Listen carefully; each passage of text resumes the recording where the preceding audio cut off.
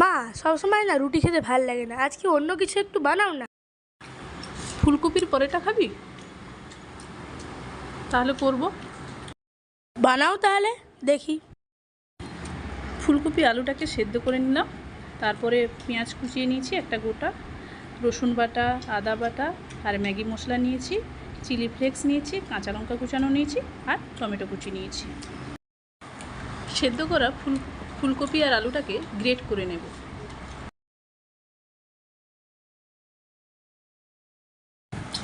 তারপর কড়াইতে তেল দিয়ে দিতে হবে। তেলটা গরম হয়ে গেলে পেঁয়াজ কুচো দিয়ে দেব।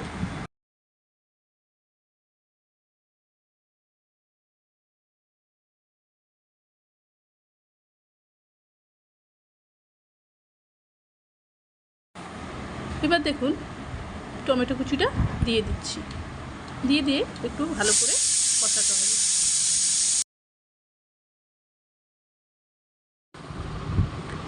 এবার দেখুন একটু ভাজা হয়ে যেতে আদা আর রসুন পেস্টটা দিয়ে নাড়তে থাকবো।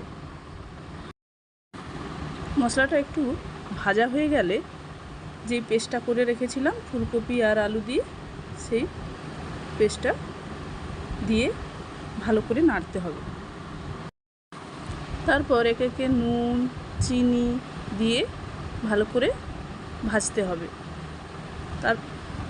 তারপরে ভালো করে ভাজার পর চিলি ফ্লেক্স আর কাঁচা লঙ্কা দিয়ে দিতে হবে।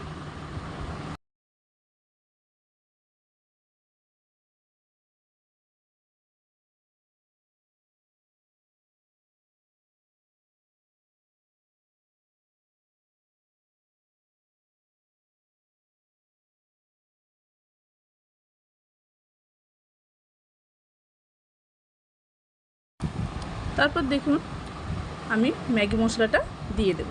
ম্যাগি মশলাটা দিয়ে ভালো করে মাখিয়ে নিলেই আমাদের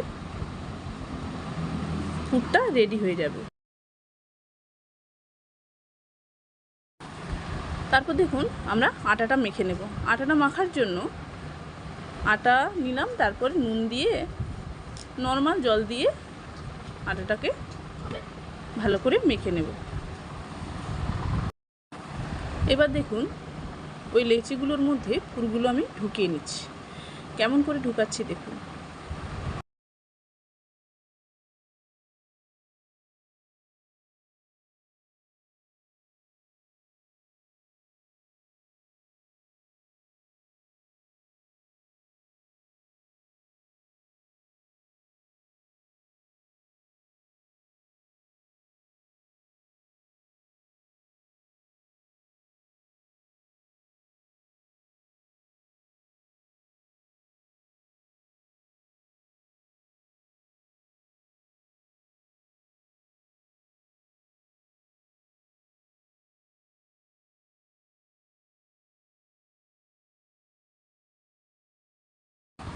এরকম করে আমি সবগুলো লেচি রেডি করে নেব।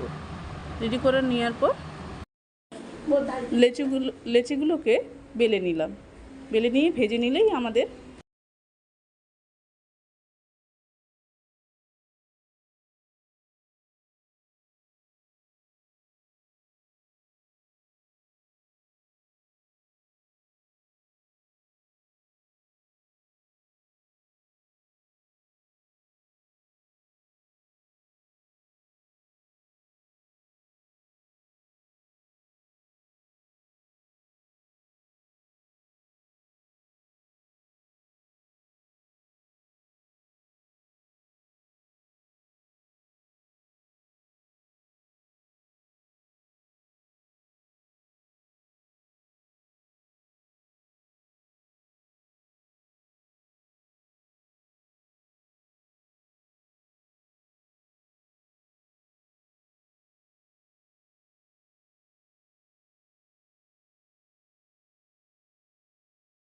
ভিডিওটা ভালো লাগলে লাইক শেয়ার সাবস্ক্রাইব করবেন।